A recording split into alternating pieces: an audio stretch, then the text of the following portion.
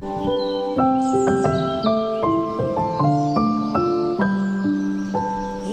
la la la la la la la la la la la la la la la la la.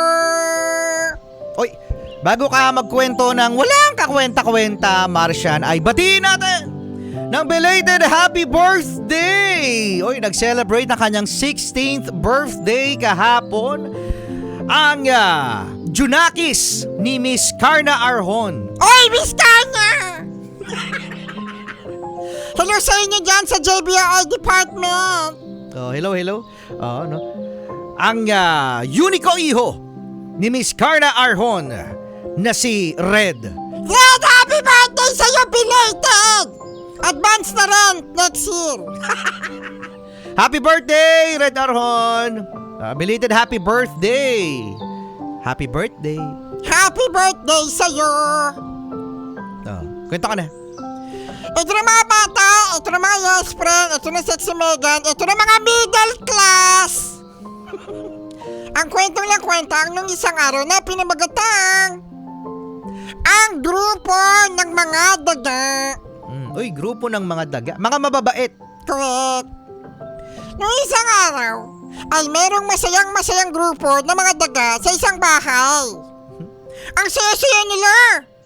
Kasi, sila ay hinahayaan lamang ng may tao sa bahay. Ngayon, dahil sa ang dami-dami na nila, gumawa ng paraan yung may-ari ng bahay. Bakit? Siya ay nag-alaga ng pusa! Naku, yari tayo niyan. Pero alam nyo, mga yes friend, Yan na naman siya.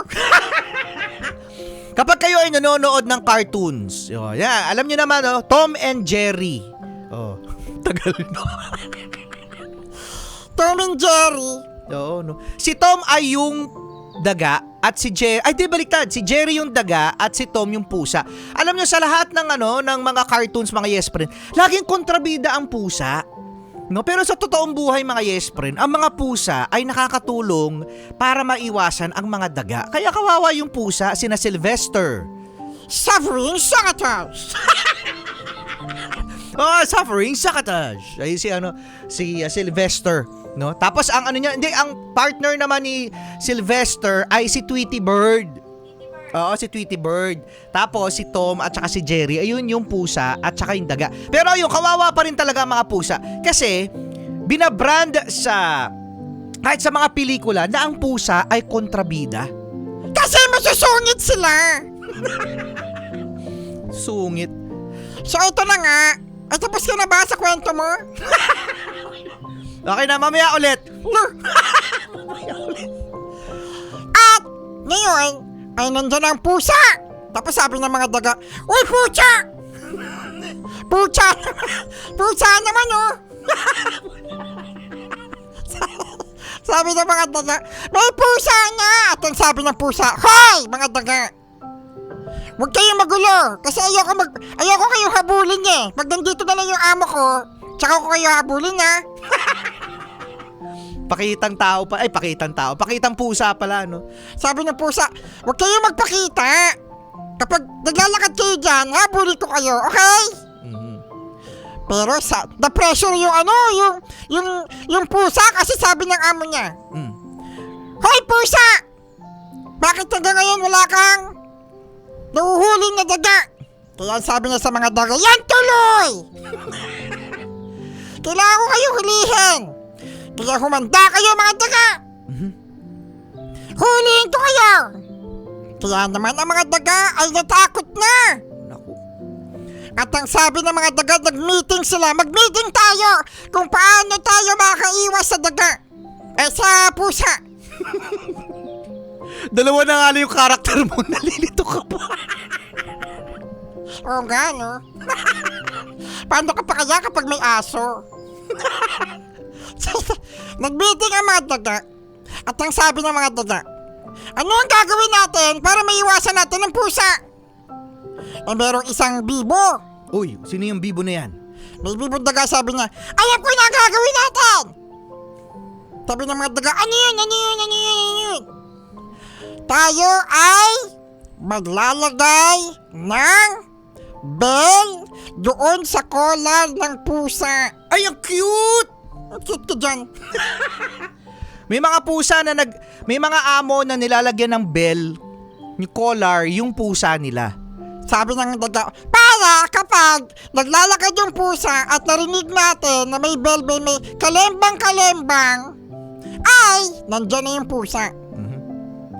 Ngayon sabi ng mga daga, okay, sige, maganda yan. Yay! Meron na tayong naisip.